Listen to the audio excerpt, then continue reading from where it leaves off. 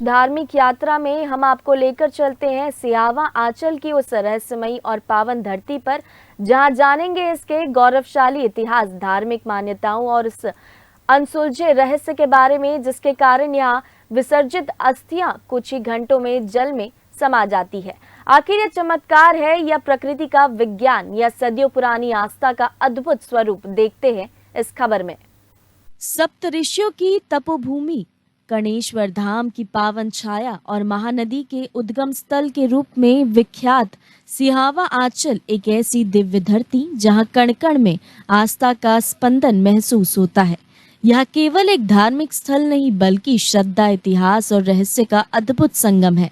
मान्यता है कि इस पवित्र भूमि पर जब श्रद्धालु अपने पूर्वजों की अस्थियों का विसर्जन करते हैं तो कुछ ही घंटों के भीतर वे अस्थियां पूरी तरह से जल में विलीन हो जाती है। कर्णेश्वर धाम ट्रस्ट अध्यक्ष विकल गुप्ता, भरत निर्मलकर, स्थानीय पिंडा पुजारी कैलाश तिवारी सहित लोगों ने बताया कि श्रद्धालुओं के लिए यह कोई सामान्य घटना नहीं बल्कि मां गंगा और महानदी की दिव्य कृपा का प्रतीक है। विश्वास किया जाता है कि यहाँ अस्थि विसर्जन करने से पितरों की आत्मा को शांति और मोक्ष की प्राप्ति होती है। साथियों नमस्कार, मैं अंगी सिरवानी अभी इस वक्त मौजूद हूँ मैं सप्तऋषियों की तपोभूमि और महानदी के उद्गम स्थल कहे जाने वाले सिहावा अंचल।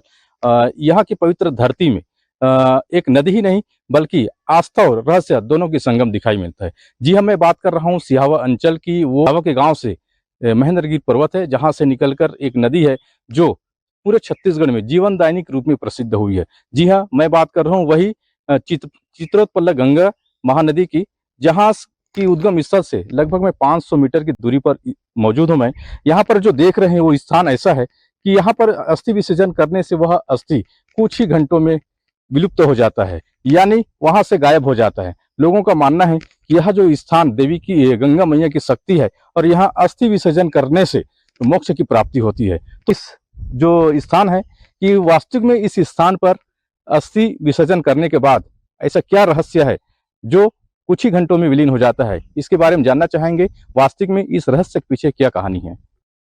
यह एक पौराणिक कथा है कि यहाँ हमारे दादा परदादा के समय से पिंडदान का कार्य चल रहा है, जिसमें अस्थि विसर्जन या पिंड पूजा कराने के लिए आते हैं।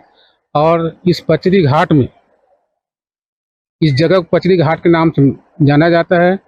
और अस्थि विसर्जन होने के बाद में अस्थि जो है 2.5 पहर के बाद विलीन हो जाता है। यह हमारा आंखों देखा कथा है और जानकारी है।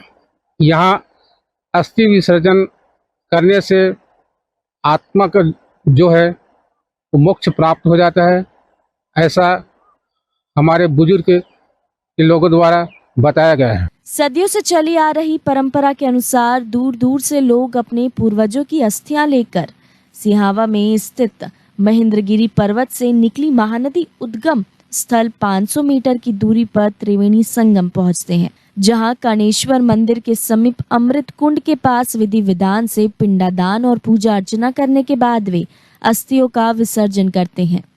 कहते हैं कि इस अनूठी घटना को देखने के बाद श्रद्धालुओं की आस्था और भी गहरी हो जाती है। लेकिन सिहावा की पहचान केवल धार्मिक मान्यताओं तक सीमित नहीं है। इस क्षेत्र से जुड़ी प्राचीन कथाएं, ऋषियों की तपस्या और लोक विश्वास भी इसे विशेष बनाते हैं।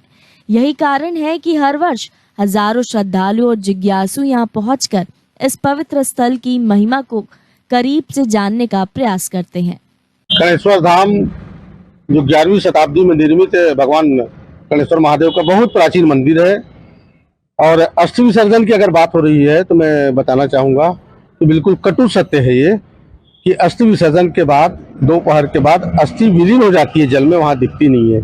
ये कोई भगवान भोले बाबा, और चूंकि महानदी का उद्गम स्थल सिहावा है और संगम पे अस्थि विसर्जन कुंड में होती है, इसलिए गंगा मैया महानदी माता की कृपा है। शुरू से, आज से नहीं, सैकड़ों साल पहले से